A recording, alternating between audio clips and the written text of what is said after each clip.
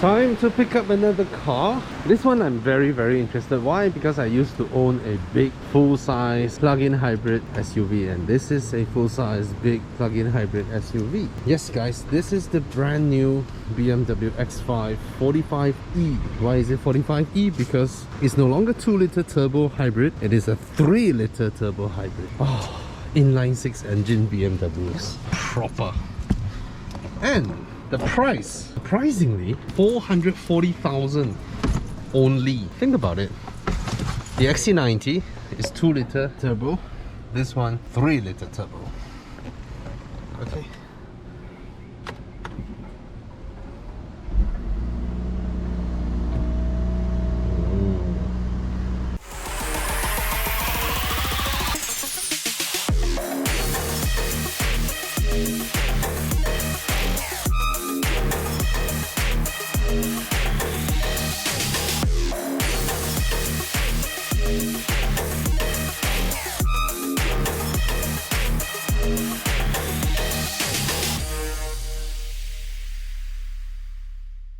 Can you see me? Okay, let's accelerate out. Whoa. Straight 6 sound! Oh, the straight 6 BMW is back.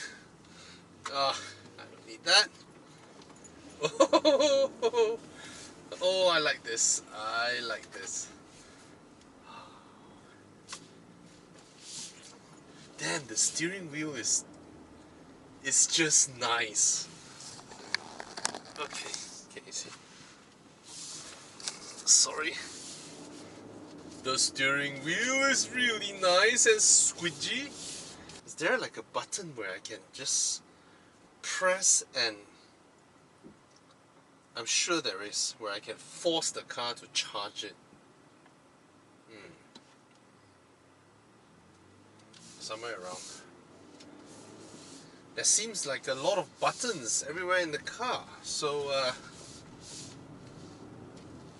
and then you get the panoramic roof. Very high spec. How is the car? Very comfortable. I can only choose between sport, hybrid, electric, or adaptive. Ooh, the lane keep assist is assisting me.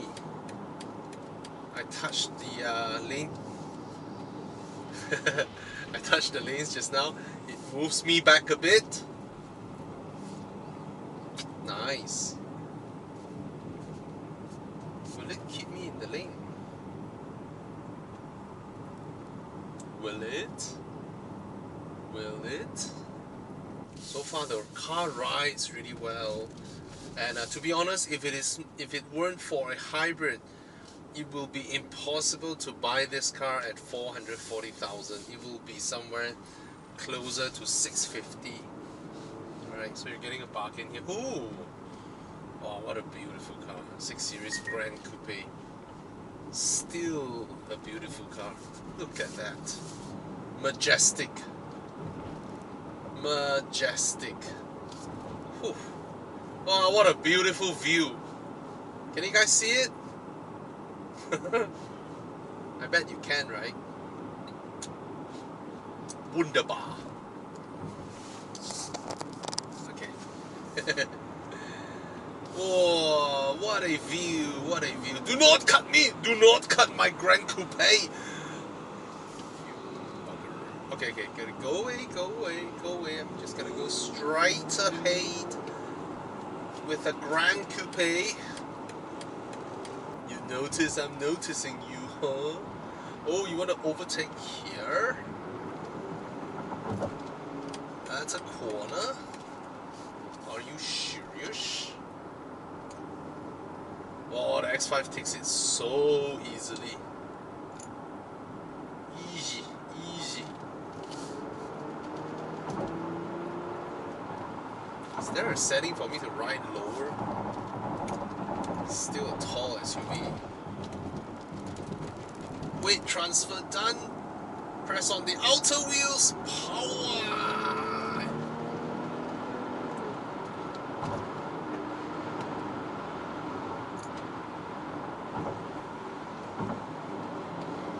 See, that's what we like about BMWs, you know, they just drive well, beautifully.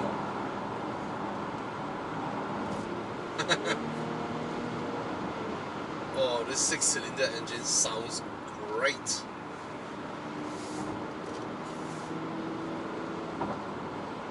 It's a lovely drive. It is a lovely drive. I tell you, long distance, right? You'll be enjoying yourself so much in this car. You'll be having a good time. That car is having a good time. He's driving enthusiastically. I wish I'm in my 6 so I can join him. But I need to do work.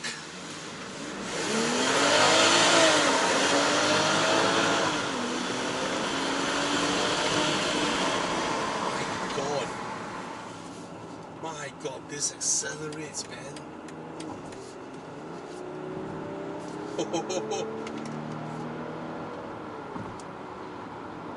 This boy here accelerates. That is not what you will be doing with day in and out, but it's a nice drive. It is a nice drive. It's responsive. Even though my battery gauges are showing absolute 0, there's none in it, but the performance is just and it's smooth, it's nice. Compared to the XC90, of course, that is a 2-liter, and when you go full bore, full throttle, you will feel the relative 4 cylinders just can't be as buttery smooth as a 6-cylinder. That's a fact, right? And if you've driven both, you will know the difference. But in modern day technology, modern cars that are so well insulated, it takes... Oh, I like the sound. I like the sound. Impressive. So the handling is great for what it is, right? I don't expect it to pull some crazy stuff like those Cayenne turbos with the 48 volt and active anti-roll bar with rear wheel steer and that kind of crazy magic wizardry. I don't expect that, but come on, BMW is one of the earliest in terms of making sporty, huge SUVs that corners well, and they've not missed it. They've not missed one bit out of it. They're still good at it, and now with this new X5, the improved cabin design, the old X5, the previous one, the F generation, has so many plastic panels running all over the dashboard, and they are different pieces, and that of course creates creaking noise over the years. But this one is just one leather wrap, you know, so it's a lot nicer. Of course, the only option we get is this leather that is being wrapped, but you can't complain because, come on, we are buying it at what, almost half the price, and that's Ferrari California being delivered or being carried. Enjoy the drive. Later on I'll go through the entire car and tell you more about it, and of course sit behind.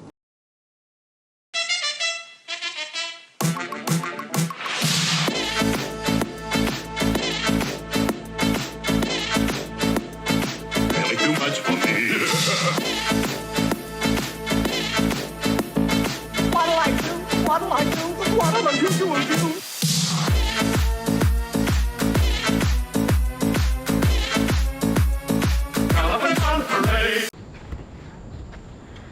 Hey guys, I have with me here the X5, the brand new X5.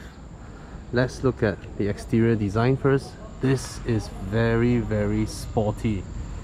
Alright, you can see some carbon fiber bits, or was it lookalikes?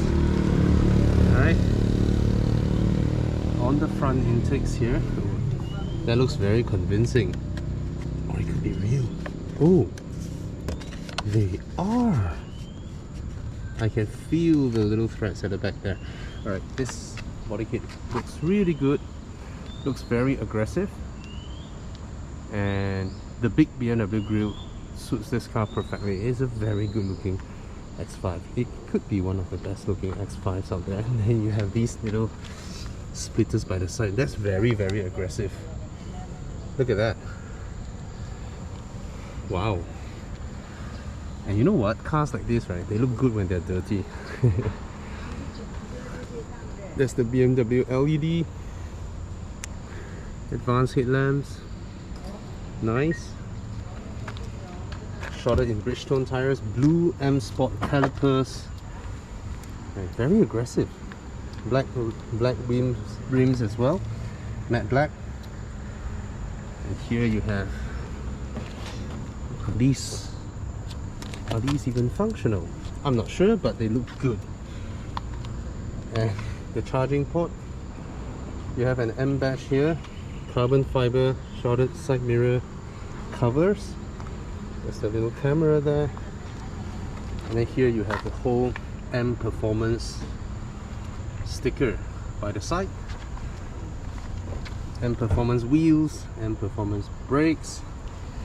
Even the rear you have this. Right? The little winglets at the back, very aggressive. And towards the back here you have this diffuser. It has been a X5 tradition, you know, to always try and mount the exhaust inside the bumpers instead of hanging underneath. But seems like this is a modern design trend now. Alright, and the rear looks really good. The rear looks good. Look at the design. I know a lot of people say, hey, it looks like some Korean design or Kia or whatever, but that's how it goes.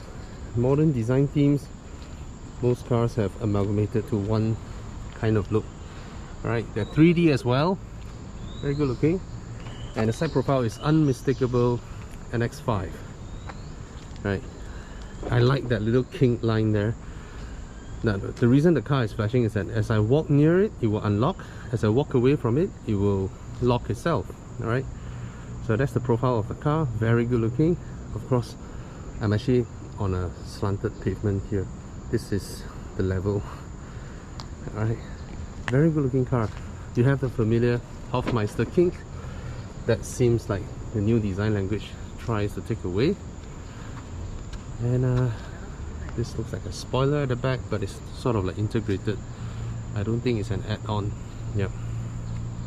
Good looking, huge, big SUV, and very comfortable. Drives really well. And it's very well spec'd this round. It seems like BMW is hell-bent to beat the XC90 to pulp. Alright, so for myself, as a previous XC90 owner, what are my thoughts after driving it? It's a huge improvement from the previous X540e, especially because of this Strix 6 engine. Alright, let's go in and I'll talk in detail on the interior because there's a lot to talk about. Okay.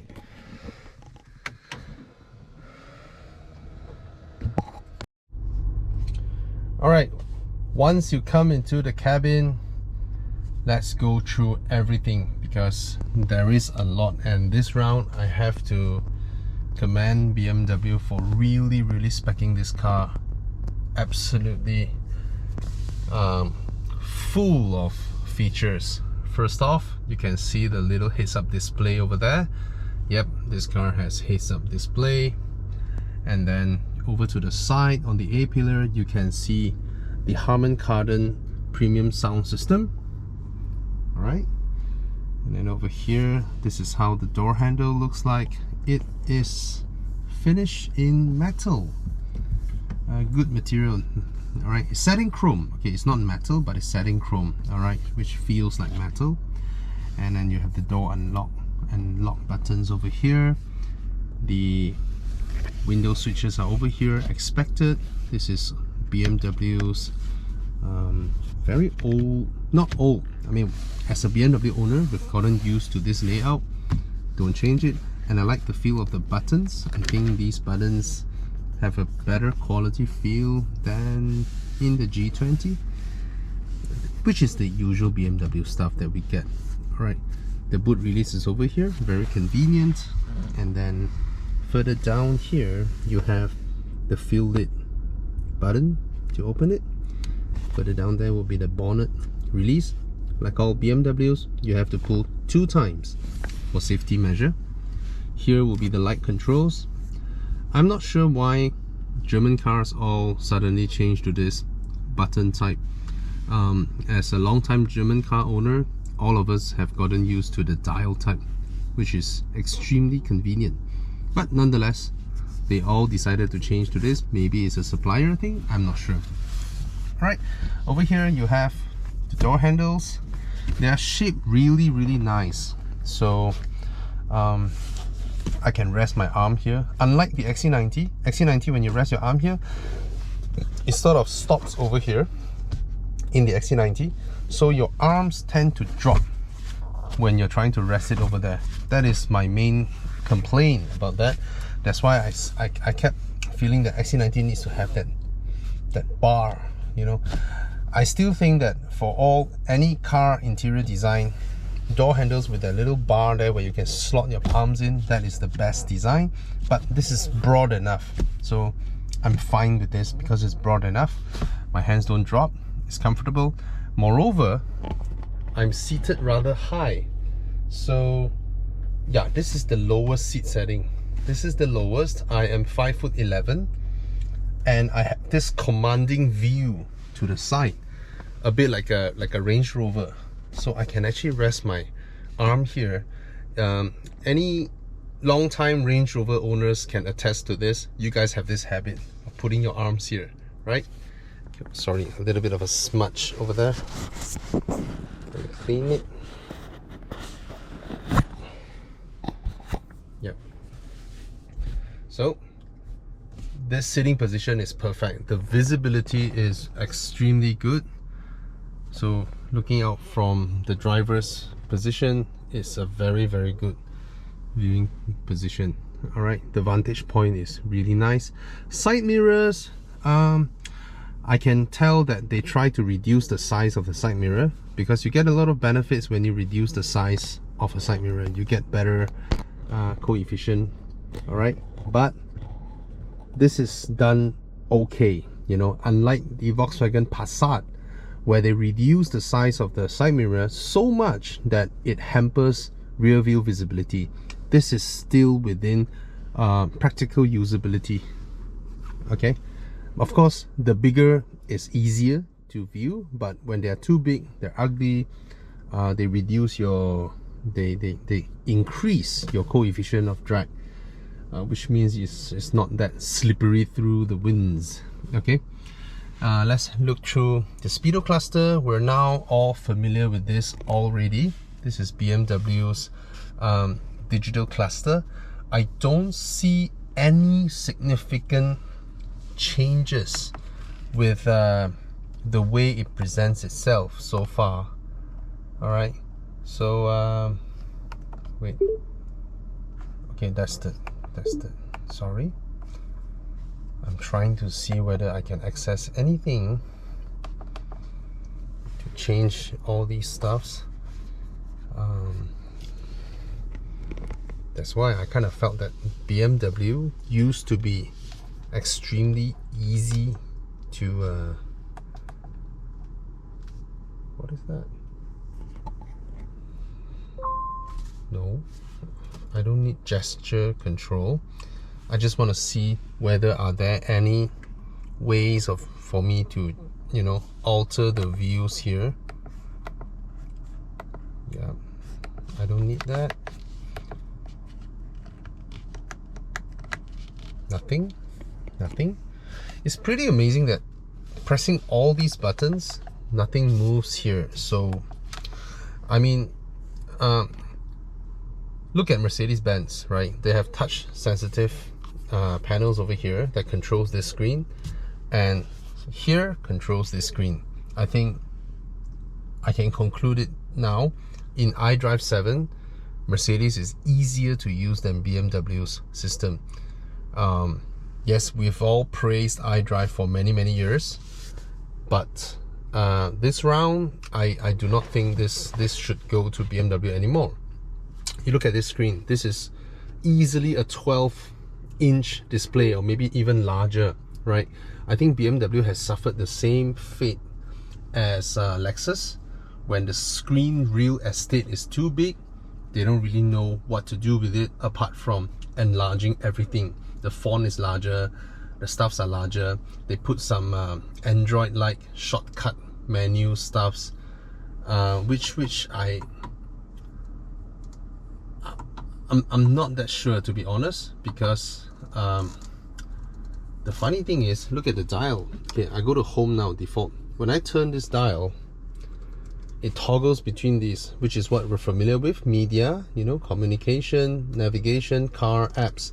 That's it, right? And then I push it to the right side, it highlights this by showing me that, and then I can only select, and then I select through these, you know. But to be honest, I know you can customize them, but it's just slightly overwhelming in terms of the information, the stuffs over here.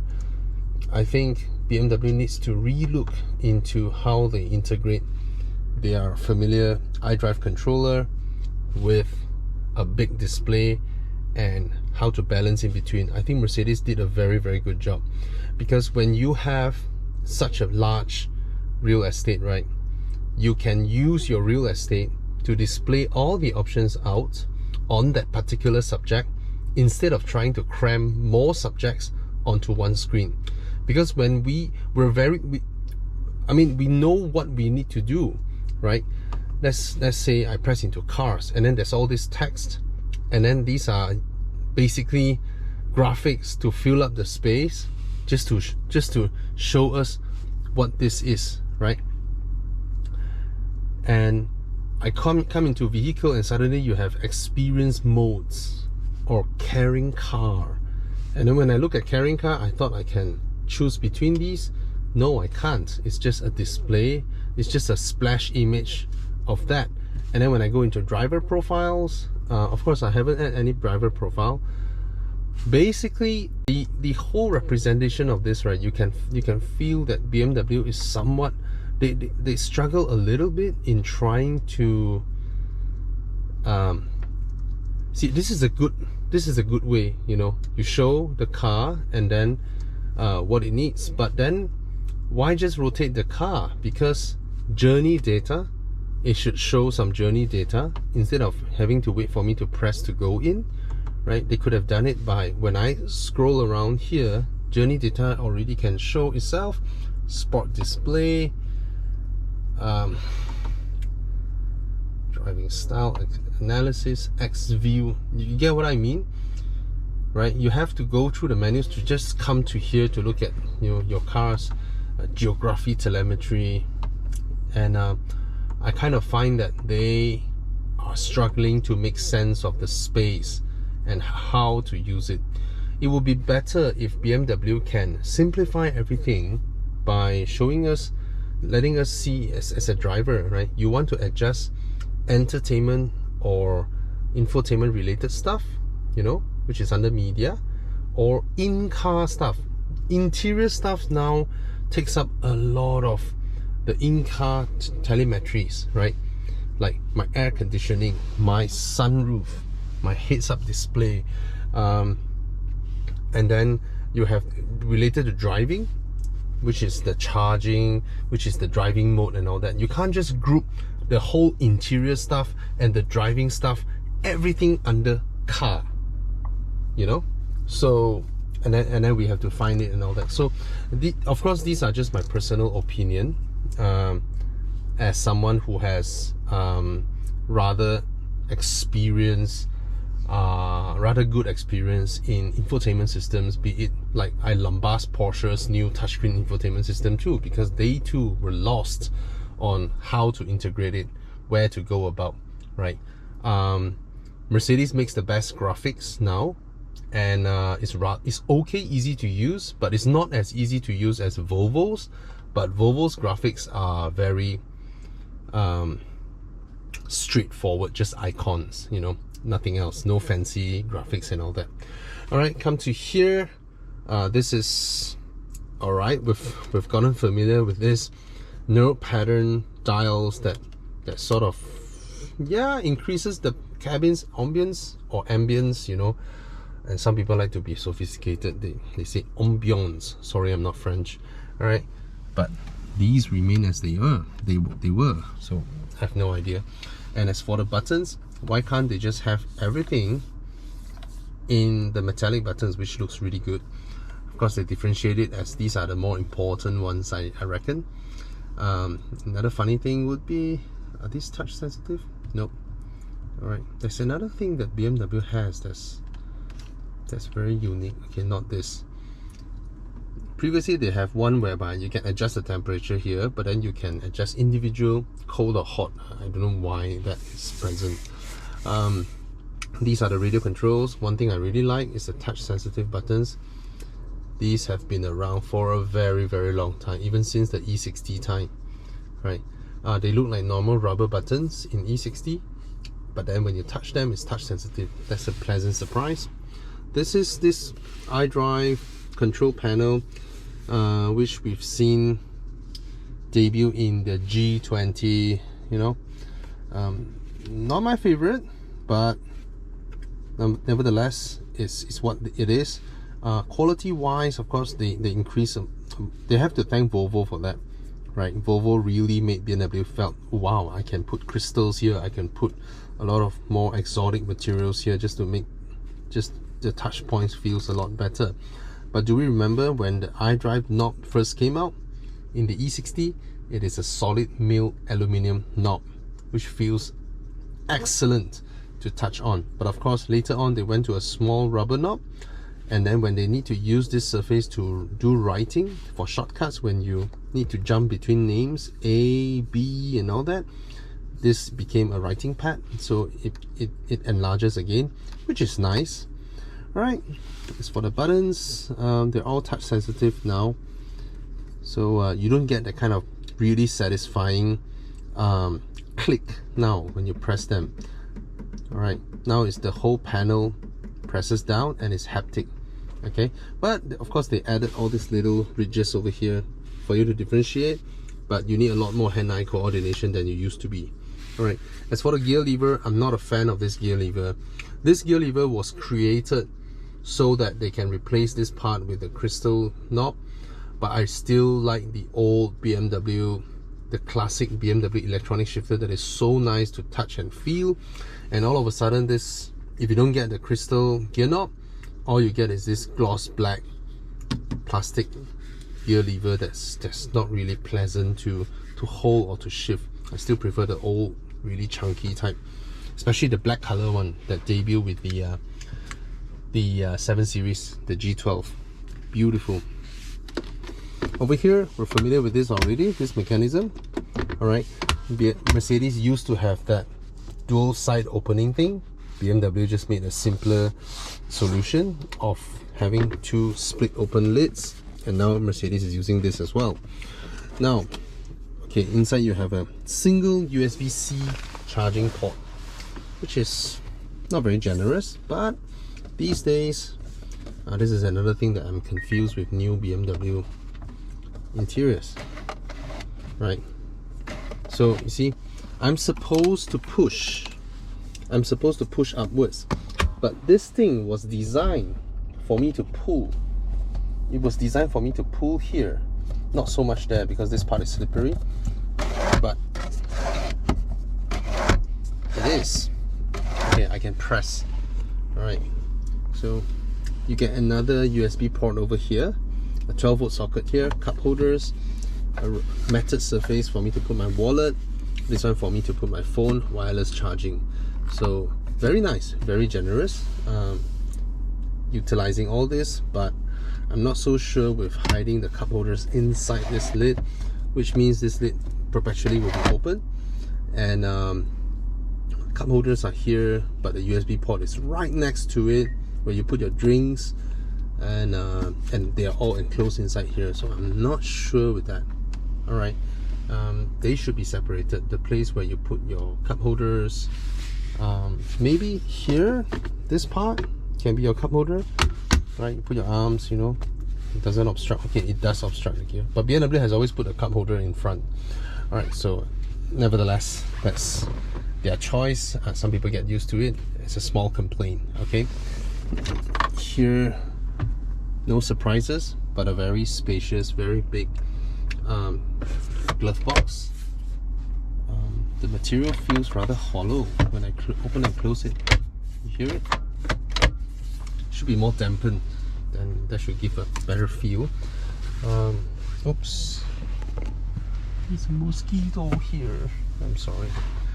Alright, looking to the side, this is how it looks like. Passenger side, you sit rather high in the car. Okay, this is no surprise. Sensor type, the lights turn on. No surprises here. Chunky but not plush feeling, it's just hard, right? And of course you can pull this out, but I guess that's, oh, that's not bad. You can pull that, but this doesn't feel. Why does it dangle? Shouldn't. Oh well, at least you can pull it out when the sun is over this side. You can. Thank God that the brothers on the rise now. Endless celebrations all in my house. Levitating now, I'm super duper fly now. London boy, but DC where I reside now. Put the time in while you always yelling time out. And for quit it, cause I know I'm coming with it. You were sitting, you were wishing I was handling my business. Now I got the ball like Harry Potter playing Quidditch. And my business is humongous, you would think that happens in there. Damn man, I'm all that, yeah, I'm all that. Working for that whip, yeah, that what you call that. I'ma blow up in the summer, have them yelling fall back. And I've always been ahead like an effing ball cap. Man, I came in the game like, whoa.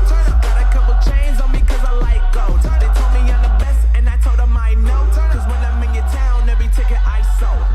Yeah, they saying I'm the man.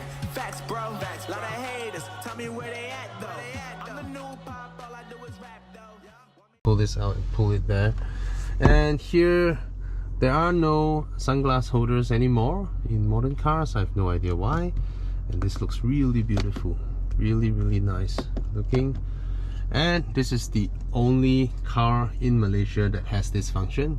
Only BMW has it. Alright, again, I need to stress this. Other car makers should do this. Only BMW does it in Malaysia. They have an SOS button, alright, which in a lot of car makers in global markets they have it, but in Malaysia, driving an expensive car like that, right, is the only brand that offers you this. You run into any issues, let's say you run into an accident, you crash your car, this system will automatically call the emergency services. Alright, and let's say you're driving alone at night, you're followed by a car behind you, you're in a dark highway, you have no idea where you are. If you call the cops will ask you where are you, right? If you call the police, and if you have no idea of identifying yourself because you're driving, there aren't much that, basically communication wise it will be hindered. But if you press this button, if you press this, someone will talk to you. You can just tell him or her that you're being followed, you're scared now. They have your location, they have your telemetry, they will help you to call the emergency services. Only BMW offers this in Malaysia, and other premium car makers should, especially Mercedes-Benz, since they are big as well, right? Other small ones, they don't have the finances to support this. No choice, right? I hope Volvo has it, but Volvo's size is still very small compared to BMW in Malaysia. Okay, let's go to the rear seats.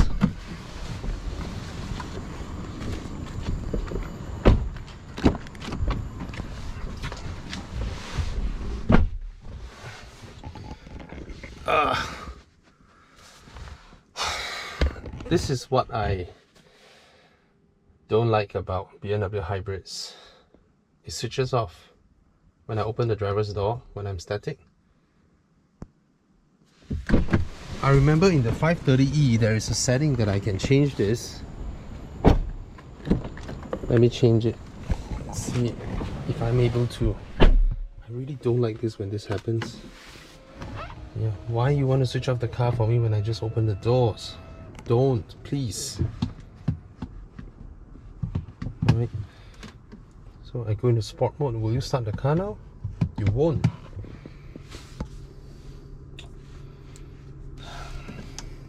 Okay, let me just try this. Let me try this. Settings. Is it general? Is it general? You see, iDrive is still a slow kick system, which is a leading access system that was for non-touch environment, but now it's a touch environment, right? Okay. Eco Pro, control? No. Eco Pro, no. I don't need Eco Pro. Okay, how do I switch off? Display interior thing, driving comfort. Is it driving comfort? No. Key button system. Driving modes, no. No. Driving profiles, vehicle status. Vehicle status. Plan charge, charging mode, settings, no. Precondition, departure, charging, charging, start. Okay, what's that? Driving information, energy flow, no. Can I control this? No. Where's cabin car? Okay, nice. No, I need that. Involve your button. You just press the button and charge the car, but you have to switch off the car when you open the door. Is it the doors, vehicle access?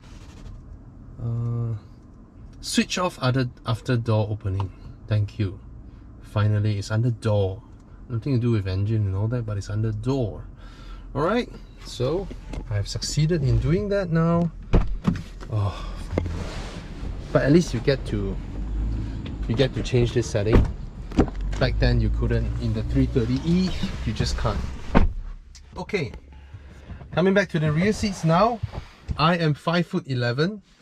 I have about a palm of headroom, even though this one has a panoramic roof. That means this is excellent headroom. Will I be able to adjust my seat back? Nope. Am I sitting too upright? A little bit.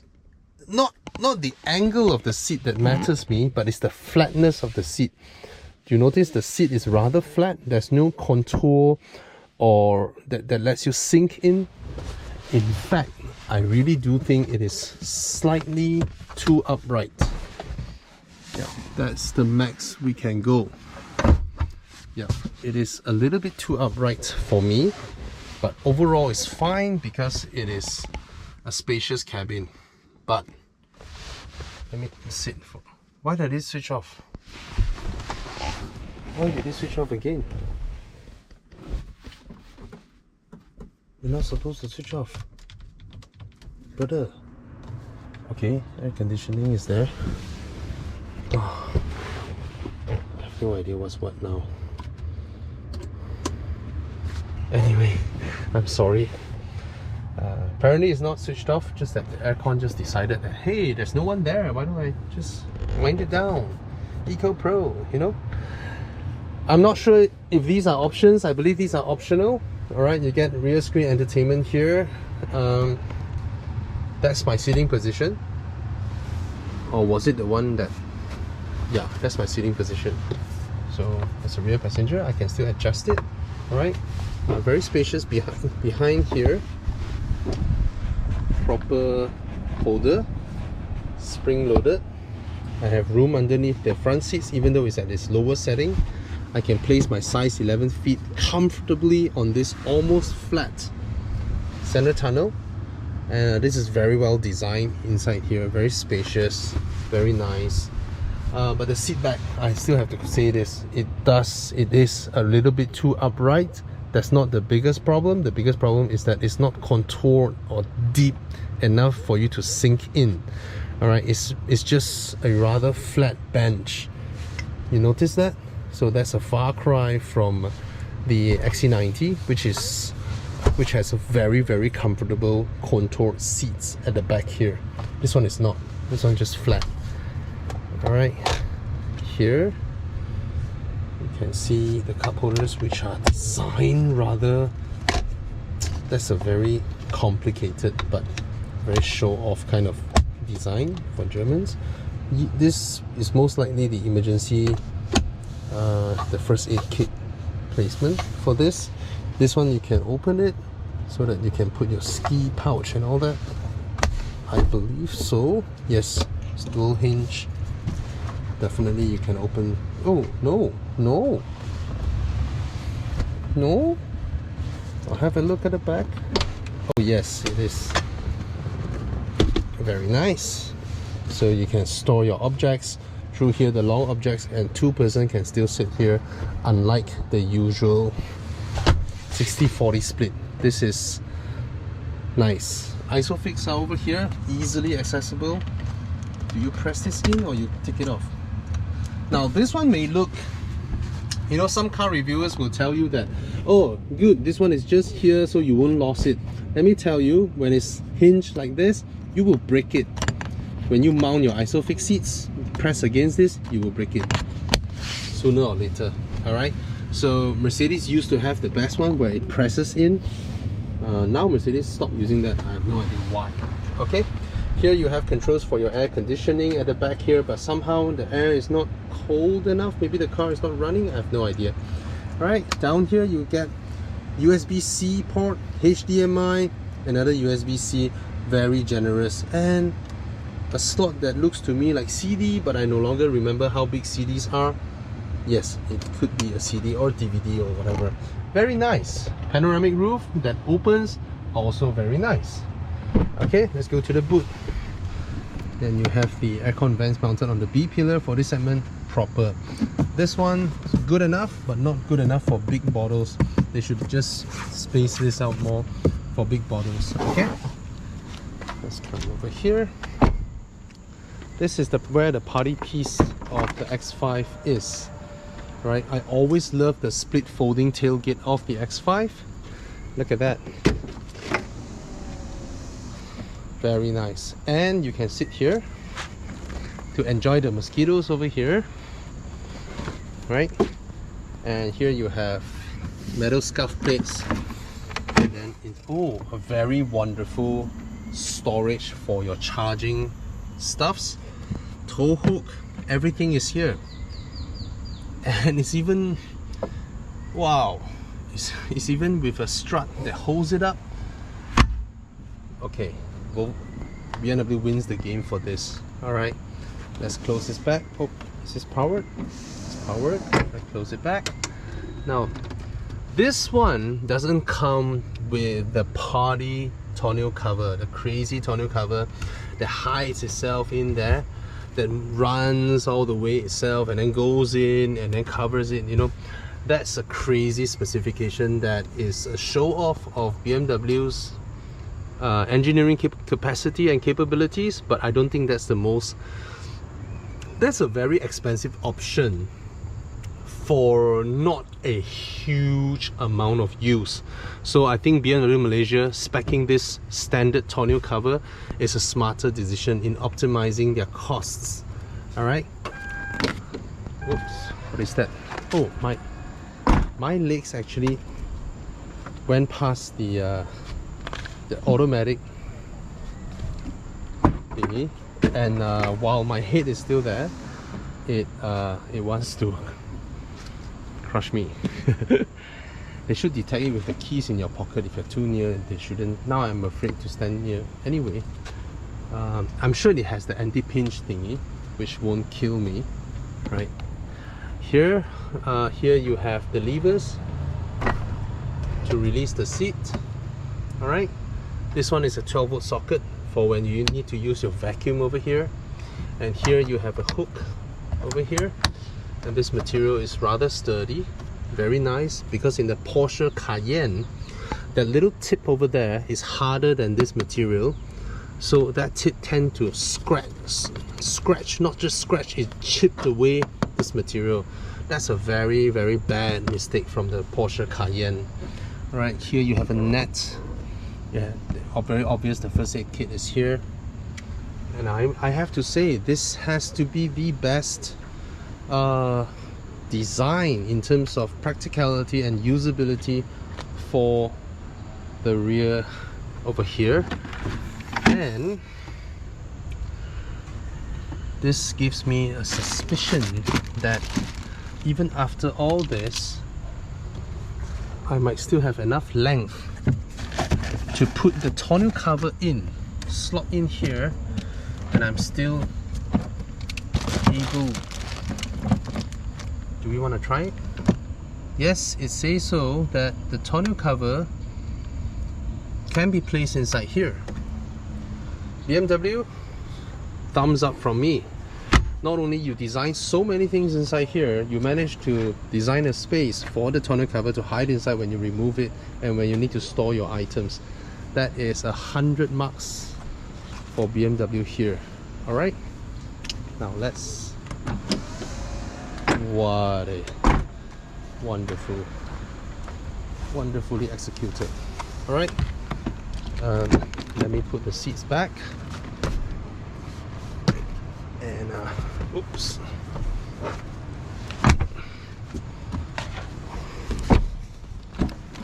Okay, now, oh, the air is rather warm already. Is the car started or not? I have no idea now. Do I need to start it again? Yes, I need to start it again. Shift into gear. Is it in gear? Yes, it is. The steering wheel is moving. You see that? So just now it switched off already, even though I've made that setting. Okay, I've started the engine. Oh, very nice sounding 6-cylinder engine. Woohoo! Okay, give me some aircon here. Let me switch off this one. And now it's time for verdict. Alright, my 2 cents. So I've driven the car, I've looked through everything. I've been an owner of XC90, of 2 XC90s in fact. The first one that I bought was a media unit, 2017 media unit with about 20,000 km on the odometer. I love that car a lot, but that one has one problem that irks me. It has a very small fuel tank, like 40 liters or so. And that thing really annoys me. Then when they came out with the 2019 version with a 75 liter fuel tank, and that one gives me proper range, and also they updated the software. They have a leather wrap dashboard, blah blah blah blah and all that. They have a new brown color seat option and all that. And sorry, stupid phone calls coming in. And wait, yep. So I traded that in and got the XC90, and the XC90 has beaten the previous X5 40e, no doubts about that, in terms of power, in terms of driving, in terms of interior quality. Every single aspect that matters, the XC90 beats it. Even the handling part, right? It's nicer to drive than that. Now I've driven this one. This one drives proper, first off. Secondly, it has a proper engine, a 3 liter inline 6 powerful engine with hybrid and all that. And the interior is fantastic. The specifications are fantastic. The execution of this car is fantastic. Alright, infotainment wise, I think the XC90's infotainment system is much easier to use, but it's not as crisp, it's not as fast responding, and sometimes it hangs a little bit. I have more confidence in BMW telemetry software and all that. BMW basically have a larger UI, UX software team than Volvo does. Alright, so overall, material quality and all that, I think Volvo still has a little bit of an edge over this one. Soundproofing definitely loses out to this, but I haven't tried the 2021 version yet. And Volvo shot themselves in the foot with a 180 km/h limit. That one is going to piss off a lot of people. So at the end, for those of you who wants a huge SUV, right, you can definitely pick this over the XC90 now, because they are only 20,000 ringgit difference. Alright, and this one offers a lot more in terms of what it is, what it has, and the stuff's all at the back and all that, the practicality and all that. But in terms of rear seat comfort, even the front seats, right, I think XC90 still have that edge. The seats of the XC90 is more comfortable, and one advantage of the XC90 is that it is a proper 7-seater when it needs to be. The third row is not merely just for kids. Adults like me can sit in relatively alright without me contorting. I sit there, is fit, you know, but I fit. That's the most important thing. It's not, instead of me having to contort myself. So if you value the third row capabilities of the XC90, you can still go for that one, because it's still a very, very wonderfully executed car. But if you don't use the third row, you can definitely buy this over the XC90 because you get a lot of stuffs as well. Yeah, the leather isn't as plush, Napa, you know, the seats aren't as comfortable as well, front or back, but you get a lot of stuff for not a lot of more money, and the support from BMW, the dealer network, the SOS function, the concierge service, all this thing has to be taken into consideration as well. Moreover, you feel like you're buying a proper luxury car when you get a key that you can turn on the climate control, where you can check your fuel consumption, where you can lock and unlock your car, right? A key that is a smart key basically. This is the regular key when you walk near the car, and then the car will lock and unlock itself.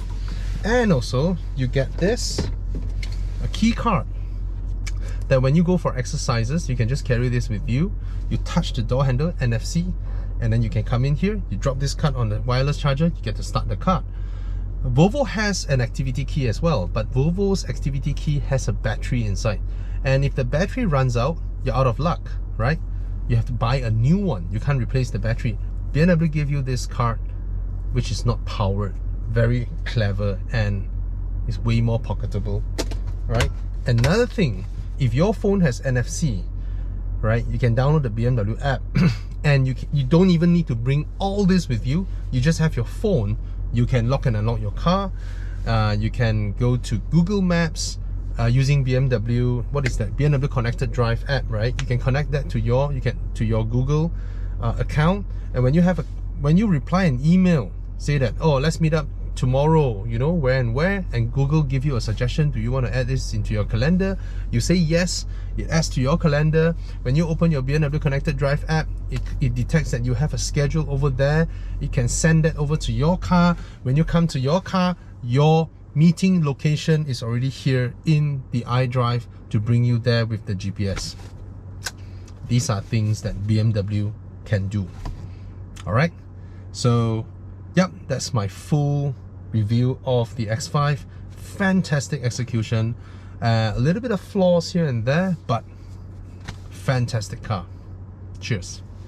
Oh, if you like my videos, I have more than 1,000 car reviews in my channel. You can subscribe, and if you look down the description, that's my entire team, all 15 of us with our own channel, because I believe everybody should have their own voice in today's world. And we're just different from one another. We can have different opinions. Doesn't mean that we all work under one company, evomalaysia.com. We all must agree with one thing. That's what I believe. All right. Peace.